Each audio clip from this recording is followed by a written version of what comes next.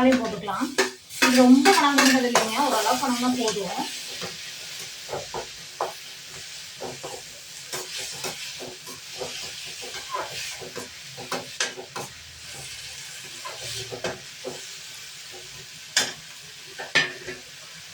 கொஞ்சம் சால்ட் போட்டுக்கலாங்க.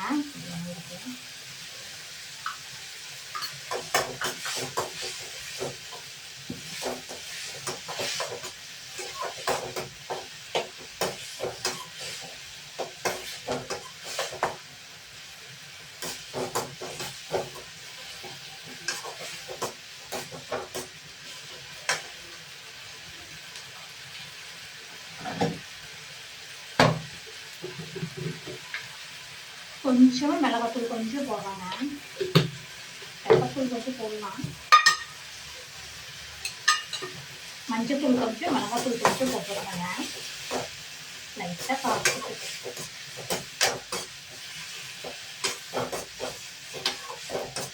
வணங்கிடுச்சு. இப்போ ஆஃப் பண்ணிடலாம். அடுத்து தோசை பற்ற வச்சுட்ருக்குறேங்க.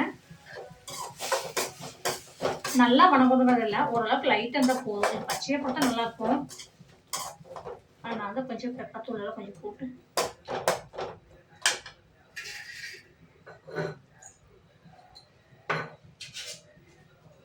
சீஸ் அப்படியே திருவிக்கலாங்க.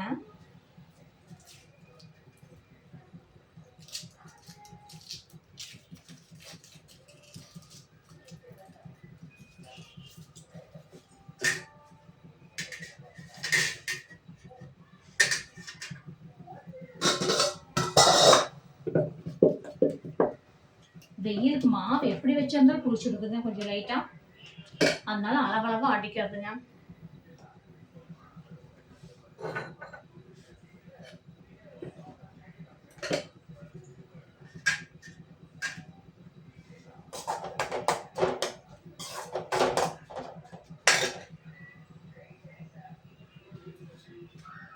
இது கூட கொஞ்சம் இஞ்சி பூண்டு பேஸ்ட் போட்டாலும் போடலாங்க.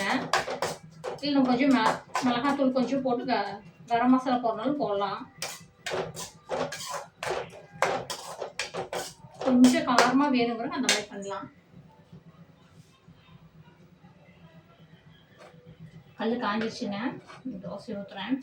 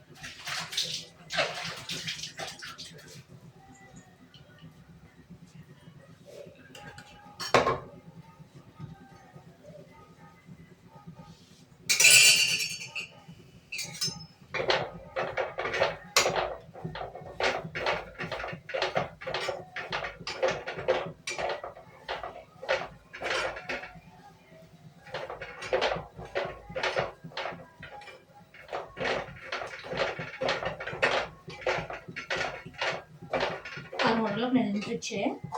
இதை அப்படியே மேலே வச்சிடலாம்.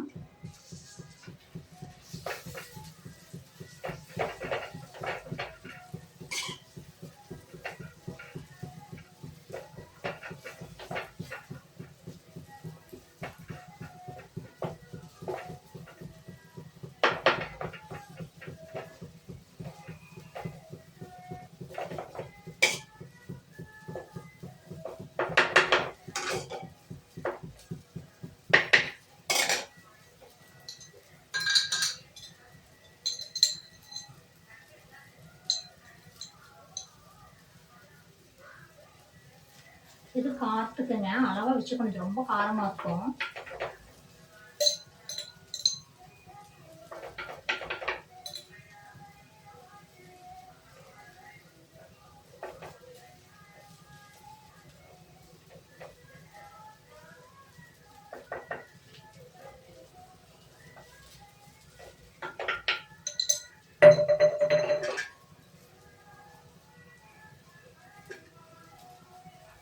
ஸ்டவ் கொஞ்சம் சிம்மில் வச்சுட்டேங்க. சீஸ் அது மேலே அப்படியே சுருவி விட்டுடலாம்.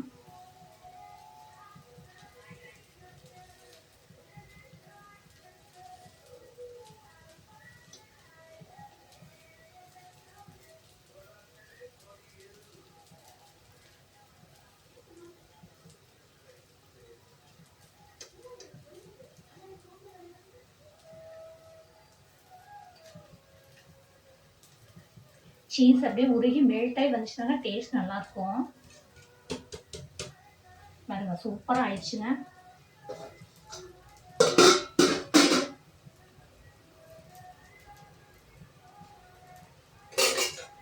பார்த்தாலே கலர்ஃபுல்லாக நல்லா இருக்குதுங்க.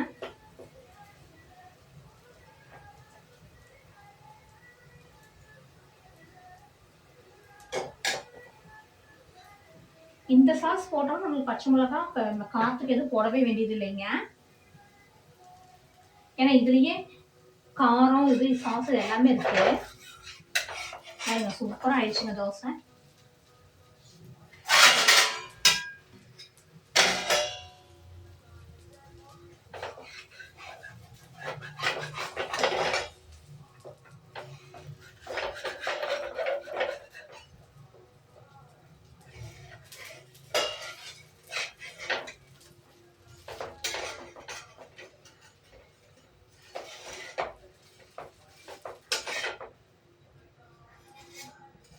பாருங்க ஃப்ரெண்ட்ஸ், சூப்பராக ஆயிடுச்சுங்க தோசை. பாருங்க சுட சுட சூப்பராக இருக்குதுங்க தோசை.